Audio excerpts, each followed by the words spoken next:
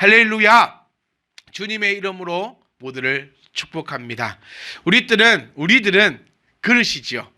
네. 우리는 지금까지 하나님께서 참배팀한 교회를 세우신 그 이유와 또 교회된 우리들이 어떤 모습으로, 어떤 모양으로, 또 어떠한 가치관으로 나아가야 될지에 대해서 계속 말씀을 살펴보고 있습니다. 2020년을 그렇게 마무리했고요. 2021년 또한 하나님께서 원하시는 그 모습에 대해서 우리가 살펴보면서 또 다짐하며 2021년 한 해를 시작했는데 벌써 여러분 두 번째 주를 우리는 향하여 가고 있습니다. 이제 우리는 말씀을 통해서 다 알고 있습니다. 우리는 하나님께서 사용하시는 각양각색의 그릇이라는 사실을 이제 우리는 알고 있습니다. 여러분, 말씀을 들었다면 가장 중요한 것이 뭐냐면 그 말씀에 따라 나아가는 거죠. 그 말씀에 따라 나아가기 위해서는 내가 가지고 있던 생각을 없애는 작업부터 먼저 시작되어야 합니다. 그러니 그것을 우리는 변화했다라고 이야기할 수 있는 거죠. 교만하다는 자를 어떻게 표현할 수 있냐면 진짜 막 육체적으로 막 이런 사람만을 교만하다라고 표현하는 것이 아니라 영적인 교만함을 성경에서는 얘기합니다. 제가 이 얘기를 정말 많이 하는데요. 성경은 우리의 육체적인 모습의 그 도덕성, 바르게 살 길을 얘기하고 있지 않다는 점을 여러분 아셨어야 합니다. 우리 육체적인 그런 길들은요, 우리 도덕책. 요즘에 제가 참 시간이 이렇게 있으면서 여러 책들을 읽는데요. 저는 에세이집을 별로 좋아하지 않거든요. 그런데 요즘에 이렇게 여러 책들을 접할 기회가 있어서 에세이 책들도 한 번씩 쳐다보고 막 이렇게 해보니까 참 우리가 인간으로서 어떻게 살아야 하는가, 인간으로서 어떻게 나아가고 어떻게 사는 것이 바람직한가라는 것을 그런 책에 다 나와 있더라고요. 그러니까 어떻게 살면 착하게 사는 거고 어떻게 살면 뭐 이렇게 되고 저렇게 되고 하는 것은 그런 책에 나와 있는 거고 어떤 모습이 교만한 모습인가라는 그런 책을 통해서 발견하면 되는 겁니다. 성경을 통해서 발견해야 될 것은 영적인 교만함인데 영적인 교만함이 무엇이냐면 하나님을 인정하지 못하는 것이 영적인 교만함이에요. 그래서 교만하면 패망의 지름길이다. 패망의 선봉꾼으로서 패망으로 가는 길을 인도하는 것이 교만합니다. 그래서 내 육체적 나오는 교만함을 가지고 판단하면 안 되는 겁니다. 성경에서 말하고 있는 패망하는 교만은 영적인 교만함이고 영적인 교만함이 있는 사람은 나의 육에도 자연스럽게 나올 수밖에 없다라는 거예요. 이 유명한 철학자 이런 말이 있잖아요. 내 육은 영혼을 담아내는 그릇이다. 그러니 내 안에 있는 영혼이 어떤 모양인가 따라서 내 바깥의 모양도 바뀌는 것이요. 그래서 내 영은 교만하지만 육은 교만하지 않는 사람은 결단코 없습니다. 영혼이 교만하면 육은 교만한 것이에요. 그런데 이런 사람은 있을 수 있을까요? 육은 교만한데 영은 안 교만하다? 그런 사람도 있을 수 없어요. 왜냐하면 육체는 영혼을 담아낸 그릇이기 때문에 여기서 이제 우리가 또 약간 오해할 수 있는 게 우리를 영혼을 또 물로 비유하는 사람들이 있더라고요. 그래서 물은 셀 수 없는 명사입니다, 여러분. 요즘에 제가 아들과 영어 공부를 하면서 다시금 영어를 하는데 셀 수 없는 명사가 물이에요. 무슨 얘기냐? 물은 그러니까 어떤 병의 모양의 물을 담는가 따라서 그 물의 모양은 바뀐다. 그래서 내 육신이 중요하다라고 얘기하는 이런 말도 안 되는 사이비들이 넘쳐나고 있는 이 상황입니다. 여러분, 하나님의 방법과 세상의 방법은 다르다 했잖아요. 여기에도 나오는 원리입니다. 세상의 방법은요, 유리잔의 모양에 따라, 그릇의 모양에 따라, 물을 담는 그릇에 따라 물이 그 형태가 바뀌어지는 것이 세상의 방법인데요. 1 더하기 1은 2라는 것이 세상의 방법인데요. 하나님의 방법은 다릅니다. 하나님의 방법은요, 그 물의 모양에 따라 그릇이 바뀐다는 거예요. 말이 됩니까, 여러분? 말이 안 되니까 하나님의 방법이라는 겁니다. 왜 이 설명을 드리냐면 영혼의 모양에 따라 이 육신의 모양이 나온다는 거예요. 그래서 우리는 교만함이라는 것은 하나님을 인정치 못하는 것이다 라고 말씀드렸는데, 하나님께서 우리를 향해서 그릇이다 하면 우리는 그릇인 겁니다. 거기에 대해서 아멘 하는 거예요. 아, 말이 안 돼, 어떻게 내가 그릇이야. 이것이 바로 하나님을 인정치 못하는 바로 그런 교만함이고, 교만함은 인생을 멸망의 길로 이끌고 가는 선봉꾼임을, 그 길을 따라가지 않는 지혜로운 저와 여러분이 되시기를 주의 이름으로 축복합니다. 왜 말씀을 지혜다라고 말하면요, 지혜가 있으면 내가 교만한지 교만하지 않은지를 깨달을 수 있고, 지혜가 있는데 죽으러 가는 길을 걸어갈 이유가 없지 않습니까? 그래서 지혜로운 자와 지혜 없는 자를 성경에서는 계속해서 이야기하고 있습니다. 그래서 저는 여러분을 주의 이름으로 확정했습니다. 내 영혼이 확정되고 확정되어 싸우니, 이게 또 다 이렇게 들어가는 거죠. 주의 이름으로 확정된 것이 무엇입니까? 나는 가양각색이다. 이거 중요해요. 다 다른 그릇이지만 누구에게 쓰임받는? 하나님께로 쓰임받고, 하나님께서 모이나 하는 대로 우리는 모였으며 믿음과 의를 가지고 사랑과 화평을 따르는 우리의 이 모습이 정말 참빛 희망 교회요, 내가 바로 참빛 희망 교회라는 사실을 우리는 이제 다 알고 계실 거예요. 사랑하는 성도 여러분, 저는 늘 고민하는 것이 있습니다. 가장 말씀을 준비하고 목회를 하면서 가장 많이 고민하는 것은, 어떻게 하면 전도를 할까? 어떻게 하면 사람들이 좀 많이 올 수 있을까?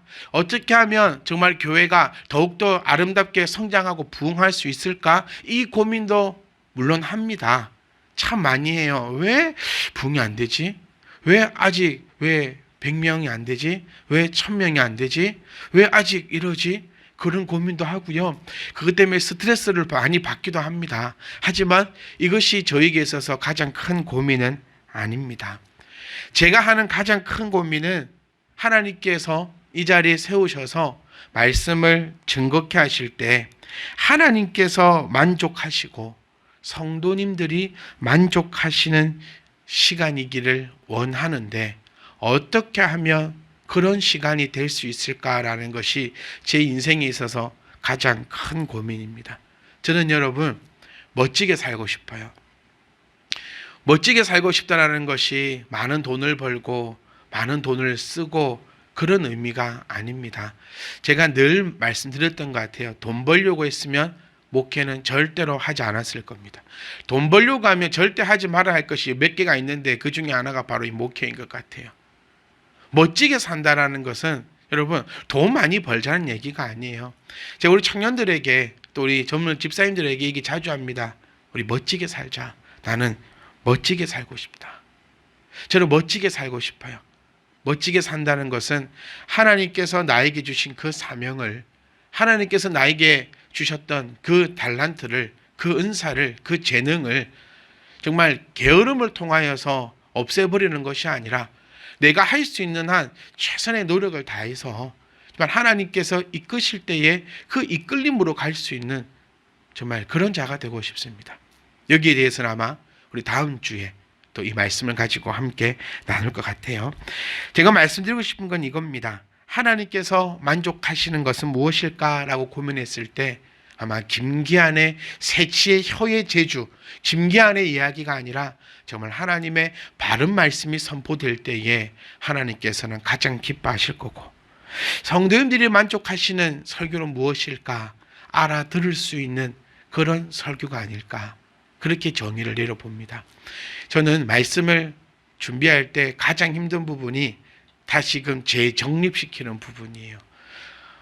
말씀을 준비하고 또 그 말씀을 알기 쉬운 단어로 또 바꾸고, 또 내가 알지 못하면서 말씀을 전한다면 전하는 자도 무슨 말인지 모르고, 당연히 전하는 자가 무슨 말인지 모르니 듣는 사람도 무슨 말인지 모르고, 이런 설교의 시간인 것 같더라고요. 제가 쭉 신앙생활을 해보면서.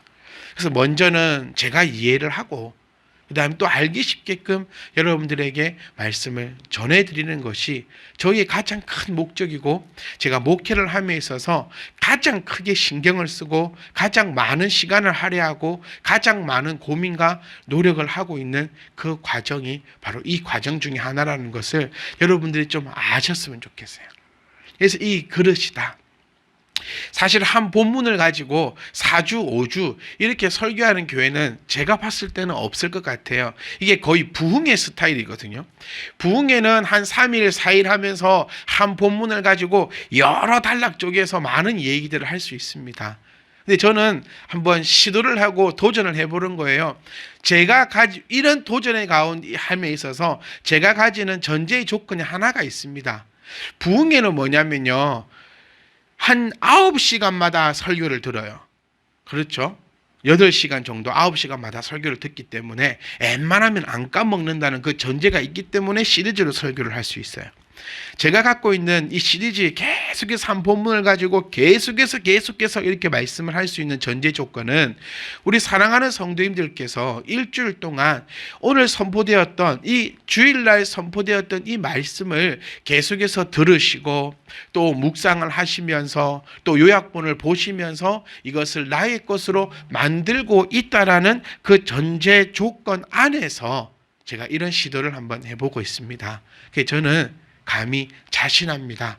여러분, 다른 거는 모르겠지만 이 영적인 것만은, 신앙만큼은, 말씀만큼은 정말 거역하지 않고 한 걸음씩 나아오시기를 주의 이름으로 부탁드립니다. 우리는 정말 멋진 사람들입니다.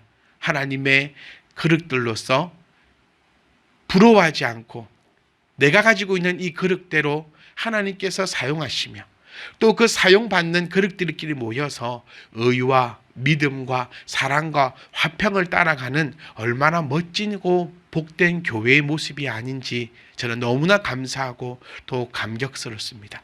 그런데 이 가운데서 오늘 25절 말씀 보시면 거역하는 자가 있다라는 것을 우리는 발견할 수 있어요. 제가 조금 전도 말씀드렸어요, 여러분. 거역하지 말고 순종해 주세요라고요. 거역하는 자가 있다라는 겁니다. 참 안타까워요.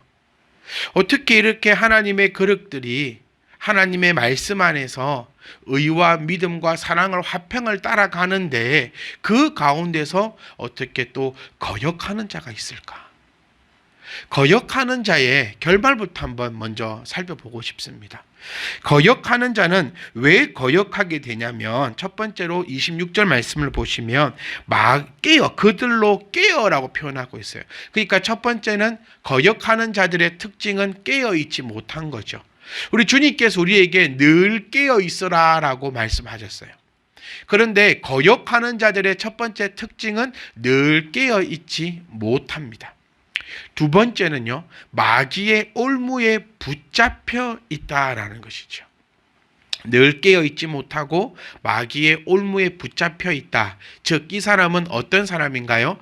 마귀의 사람입니다. 하나님의 사람이 아니라 마귀의 사람이죠. 마귀의 사람의 결론은 어떻게 되는지 여러분 알고 계십니다. 쭉정입니다. 쭉정이.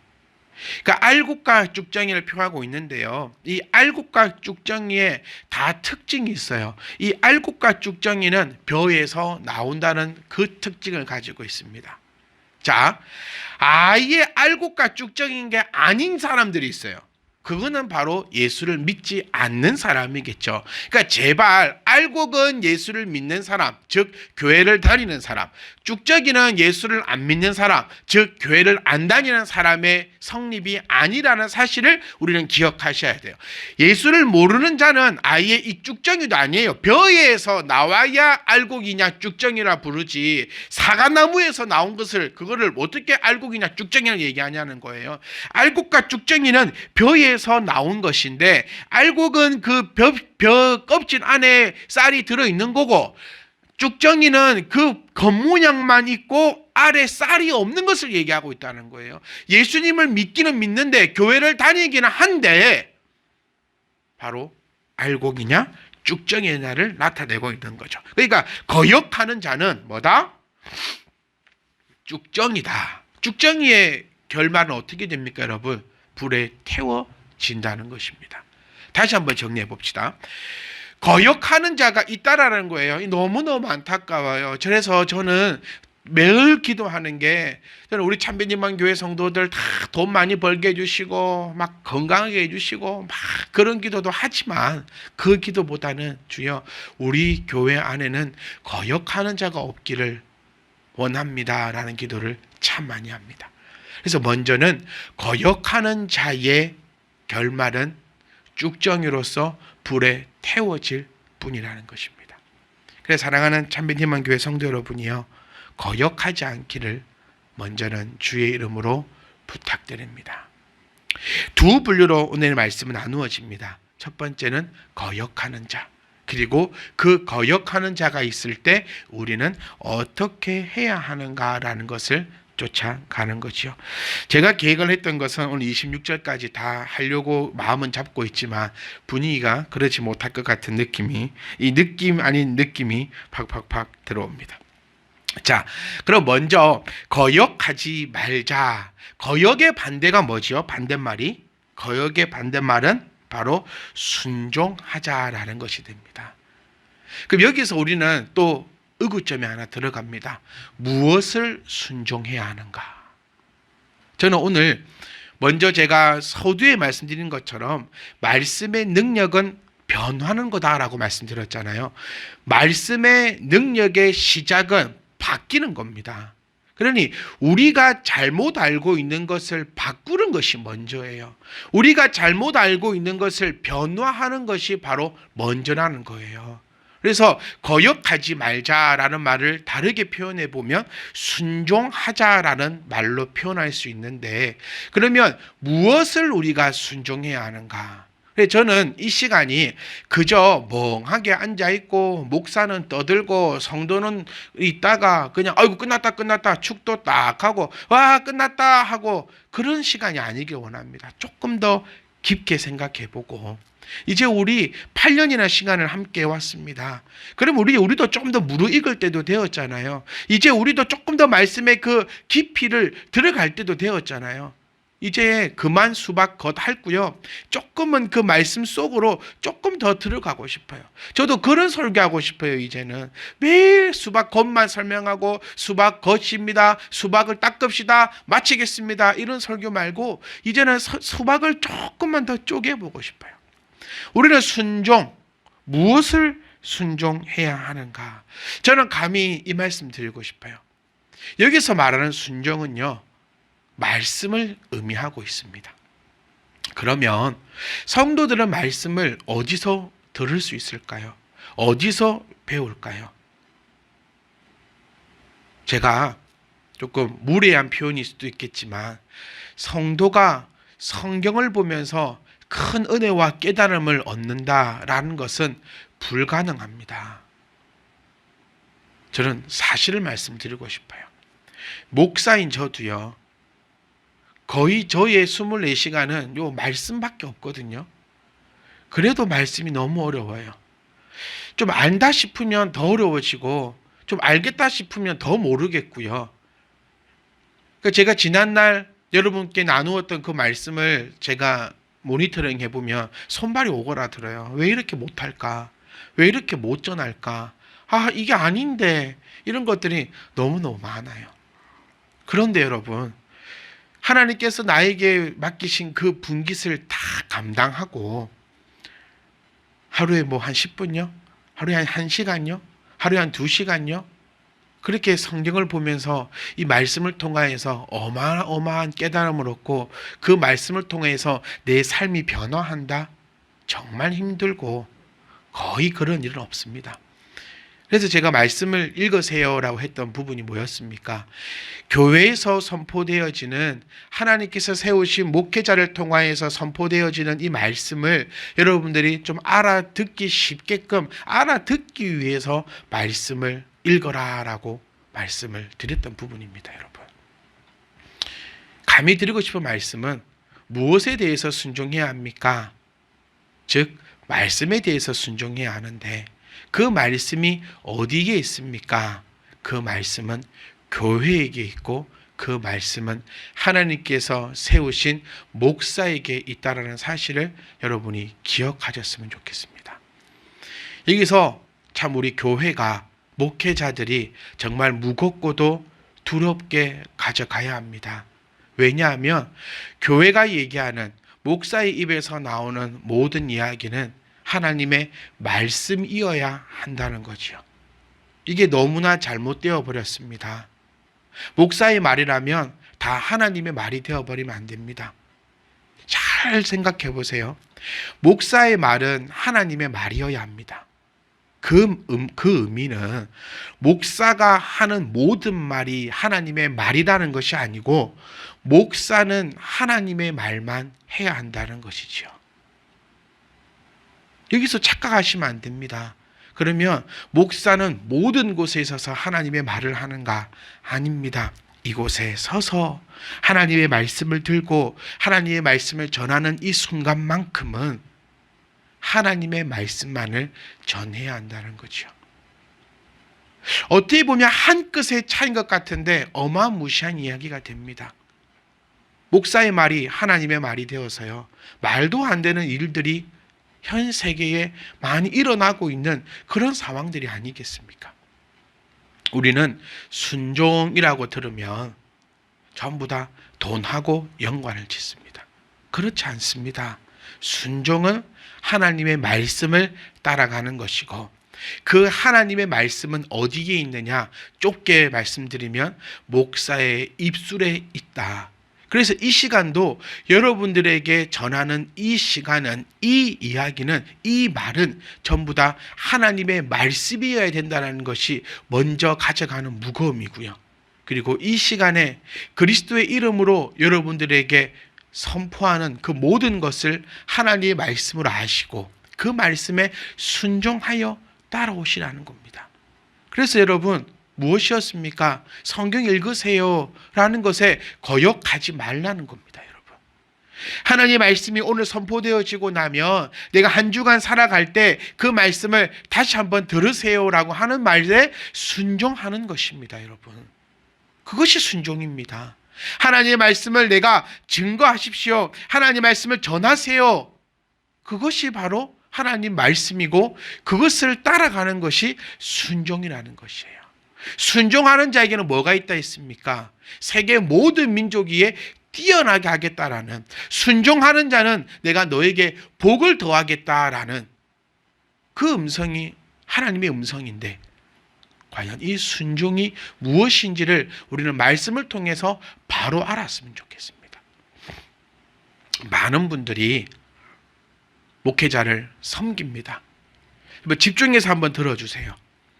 많은 분들이 목사님들에게 대접합니다. 저도 많은 대접을 받을 때 참 송구스럽습니다. 참 죄송하기도 합니다. 내가 무엇이라고 이렇게 대접해 주시고 섬겨 주실까? 또 그 대접과 섬김을 받을 때마다 더욱더 간절하고 더욱더 애잔하고 더욱더 긍휼의 마음으로 하나님 앞에 기도하는 것도 사실입니다. 여러분들이 왜 목회자를 섬기고 베풀고 또 그를 돌볼까? 첫 번째는 아마 하나님의 말씀 가운데 목회자, 나의 종을 보살피라라고 하셨던 그 말씀을 여러분들이 알기 때문에 그렇게 순종하시는 줄 저는 믿습니다. 그런데 이것이 잘못된 경우도 상당히 많았습니다. 목사에게 밥을 사주고 목사에게 먹을 것을 주고 목사를 돌보면 하나님이 복을 준다라는 그런 잘못된 공식이 한국 교회 내에 정해져 있더라고요. 어떤 의미로 더 다가가냐면요, 꼭 무당이 하는 짓처럼 나는 저 목사가 싫어 죽겠는데도 에라이 한 개 먹어버려라, 에라이 한 개 사주고 우리 교회에 물건 한 개 사놓으면 복 받는다. 도대체 어디서 어떻게 해서 나온 얘기입니까 이게? 교회에 강대상 사면은 가정에 없던 일감이 생기고, 교회 건축할 때 헌금 많이 하며 막 200% 300% 일감이 생겨나고, 또 거기에 성도들은 아멘하고 바보처럼 쏘가서 거기다가 그렇게 하는 경우가 많이 있지 않습니까? 사랑하는 성도 여러분, 이 원리를 좀 바로 아셨으면 좋겠습니다. 목사님하고요 시간을 많이 보내세요. 목사님을 많이 섬기십시오. 많이 베풀어 주시고 많이 대접도 해주세요. 왜 그렇게 할까요, 여러분? 목사님이 좋아서 그렇게 하는 거 아닙니까? 참 보세요. 내 목사님이 너무 좋아요. 하람아 그렇지? 지원아 그렇지? 목사님이 너무 좋아요. 그래서 목사님하고 따뜻한 차 한잔 하고 싶어요. 그래서 목사님께 전화를 걸어서 목사님 따뜻한 차 한잔 해요. 그래서 목사님에게 따뜻한 차를 한 잔 대접합니다. 얼마나 아름다운 마음이에요. 그리고 난 다음에 목사님의 입에서 나오는 이 말씀이 너무나 달게 느껴지는 거예요. 왠지 아세요? 여러분, 제가 들으신 말씀은 이거예요. 목사님이 좋으면요, 목사님이 지금 설교하는 이 말씀이 여러분 귓가에 팍팍 꽂힙니다. 내 귓가에 말씀이 팍팍 꽂히게 되면 어떻게 되지요? 내 마음에 아름답게 새겨지고요. 이 말씀이 내 마음에 아름답게 새겨지면 나의 모든 생각과 가치관과 행동이 말씀으로 걸어가는, 즉 말씀에 순종하는 사람으로 바뀌게 됩니다. 말씀에 순종하는 사람으로 변화하였더니 그 사람은 어떻게 될까요? 하나님의 은혜와 복이 가득 넘치는 사람으로 하나님께서 인도하신다는 거예요. 자, 여기서 포인트가 뭡니까? 목사님에게 밥 한 번 사줬더니 내가 복을 받은 겁니까? 아니라는 거예요, 여러분. 그래서 성경은, 말씀은 우리에게 뭐라고 말하고 있냐면 주의 종과 가까이 지내라 라고 이야기하고 있어요. 가까이 지낼 때 관계가 좋아집니다. 관계가 좋아지면 여러분 이 시간에 절대 못 주무세요. 제가 정말 자신하는 거는 암만 못해도 이 시간에 가장 목사의 입을 통해서 나오는 말씀을 가슴 조마조마하면서 듣고 계신 분들은 아마 저희 부모님이 아닐까 싶어요. 혹시 주무십니까? 혹시? 어머니, 아버지 혹시 주무세요? 저 주무시다 갔다 얼굴 애들이 막 어깨 같은데 아마 안 주무실 거예요, 이때는. 네? 왜? 마음이 아들이고 마음이 목회자에게 가 있으니까 얼마나 애가 타고 얼마나 애잔하고 그 말씀을 들으려고 노력하지 않겠습니까? 동일한 겁니다, 여러분. 주의 종을 섬겨라라고 하는 것은 바로 이 관계 형성을 이야기하고 있다는 거예요. 사랑하는 성도 여러분, 절대로 부적 사듯이 무당에게 밥 한 그릇 대접하듯이 아이고 내가 이거 하고 나면은 그래 하나님께서 복 주실 거야, 이런 마음이 아니길 원합니다. 내가 교회에 이번에 뭐 강계성 하나 사면은, 내가 의자 하나 사면은, 교회 이거 하나 하면은 복 받을 거야, 그런 마음 아니라는 거예요. 동일한 겁니다. 교회가 내 마음 안에 있으면, 하나님의 집이 내 마음 안에 있으면 교회에 부족한 것들이 눈에 보이는 거예요. 그러니 내 집에는 없어도 교회에는 갖다 놓고 싶다라는 겁니다. 우리 어머님들 그렇게 살아오셨어요. 집에서 쓰다 남은 거 교회 갖고 온 것이 아니라 우리 집에는 없지만 교회에 갖고 오신 것이 우리 어머님들의 마음이었어요. 항상 교회에는요, 항상 좋은 것들로 넘쳐났습니다. 최첨단 시스템이 항상 교회에 넘쳐났어요. 칼라 TV가 교회에 제일 처음 들어왔고요. OHP가 교회에 제일 처음 들어왔고요. 모든 시스템들이 교회에 맨 처음 들어왔어요. 왜? 교회를 사랑하는 마음으로 가득 담겨 있었거든요. 그렇게 되니까, 교회를 사랑하니까 교회에서 가르치는 대로 나아갈 수밖에 없게 되고, 교회에서 가르치는 것이 하나님의 말씀이었고 그 말씀대로 나아가니까 그 사람은 순종하여 복받았다라는 그 간증이 흘러 넘쳐왔다는 것입니다. 사랑하는 성도 여러분, 바르게 가르치겠습니다. 성경만을, 말씀만을 가르치도록 최선의 노력을 다하겠습니다. 적어도 목회자가 교회에 있을 때는 입에서 내뱉는 말은 전부 다 하나님의 말씀이 될 수 있도록 최선을 다할 터이니 우리 사랑하는 성도 여러분들께서도요, 거역하지 마십시오. 거역하면 방법이 없어요. 저는 생각들이 싹 다 바뀌어졌으면 좋겠습니다. 이런 일이 있었습니다. 어떤 목사님들하고 식사를 하면서 제가 이런 얘기를 한 적이 있어요. 저는 목사님, 목사가 거지가 아니었으면 좋겠어요. 왜 맨날 목사는 얻어먹어야 됩니까? 저는 정말 소원하는 게요, 우리 성도님들에게 다 사드리고 싶어요. 그랬더니 그 목사님이 제게 그랬어요. 김 목사, 왜 하나님의 길을 자네가 막는가? 성도는 목회자를 대접하면서 목회자에게 좋은 걸 입히면서 하나님께 복을 받는데 왜 그 길을 자네가 막는가?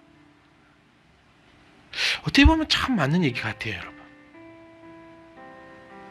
근데 성경을 보고 말씀을 보면 그 말이 안 맞는 것 같아요. 그러면 목회자는 성도한테 사주면 복 못 받고, 그러면 성도는 목회자가 싫어 죽어도 목회자를 대접해야 되나? 저는 여러분께 참 죄송하지만 우리 교회에서 가장 행복하게 살아야 되는 사람은 저는 저라고 생각합니다. 왜냐고요? 저 날마다 하나님 말씀과 함께 하거든요. 여러분보다 제가 제일 많이 하나님을 따라가거든요. 하나님 따르는 자 복 준다며. 그게 저의 믿음입니다, 여러분. 그럼 제가 여러분의 그 길을 막는 걸까요? 아닙니다. 제가 지금까지 여러분에게 설명드렸던 것처럼요, 목회자를 섬겨라, 나의 종을 섬겨라는 것은 함께하고 관계를 가지라는 거예요. 그러니까 여러분, 목회자가 굶고 있으면 여러분 같이 눈물 흘리면서 베풀지 않겠습니까? 목회자가 오늘 꼬그라져 있으면 여러분 아파하며 입히지 않겠습니까? 하나님 말씀에서 얘기하고 있는 순종의 모양은 그 모양인 것입니다. 그럼 우리 성도들은 어쩝니까? 저는 여러분에게 밥 사달라고 하죠. 저에게 사주시는 밥은 독입니다. 그 우리 성도님들은 이제 복 받는 길을 제가 다 막은 겁니까? 제가 뭐 말하려다가 참았어요. 말이 안 통하는 사람하고 말하면 안 되잖아요. 우리는 이 말씀을 통해서 바르게 순종을 정립해 가졌으면 합니다. 다시금 부탁드리고 싶어요. 사랑하는 성도 여러분, 거역하지 마십시오. 거역의 결과는요, 너무 참혹합니다. 왜 거역하게 된다 했지요? 늘 깨어있지 못하기 때문이에요. 답이 딱 나오지 않습니까? 더 이상 어떻게 쉽게 설명드릴까요? 말씀으로 늘 깨어있지 못하니까 26절 말씀에 그들로 깨우라는 거잖아요. 그러니까 깨어있지 못하니까 거역할 수밖에 없어요. 말씀으로 안 깨어있으면 거역할 수밖에 없습니다. 그거는 방법이 없어요.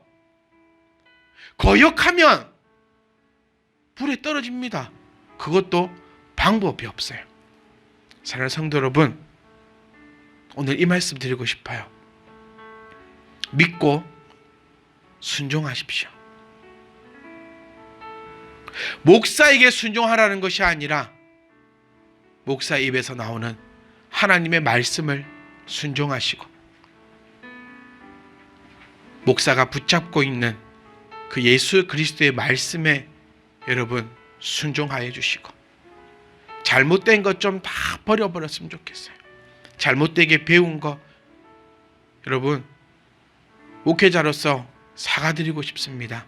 잘못되게 가르쳐드렸던 것들, 누가 되었든지 간에 성도님들에게 순종에 대해서 정말 이상하게 심어놓은 그 이미지 제가 대신 사과드리고 싶어요.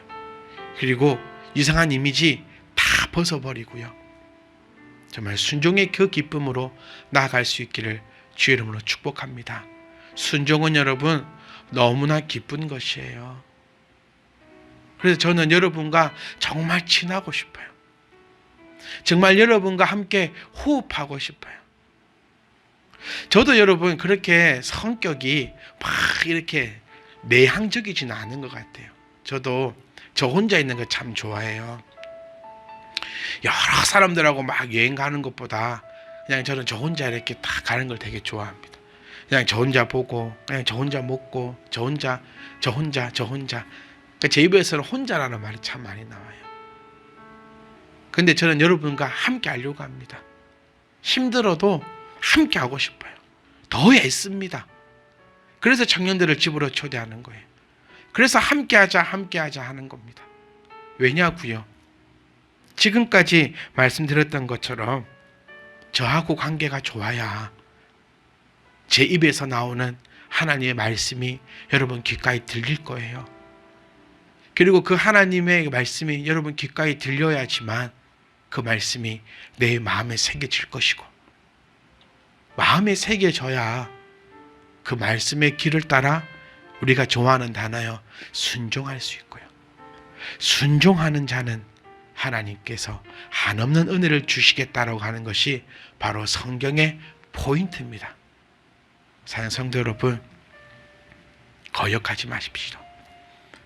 저 또한 하나님 말씀에 거역지 않을 터이니 여러분들도 거역하지 말고 우리가 한 걸음 한 걸음 순종의 길로 나아가 우리 참빛 희망교회에 속해 있는 모든 성도들은 늘 기쁘고 늘 감사하고 늘 평안이 흘러넘쳐서 우리의 취미와 우리의 특기가 하나님 말씀에 순종함입니다 라고 자랑할 수 있는 정말 그런 복된 교회가 될 수 있기를 주의 이름으로 축복합니다.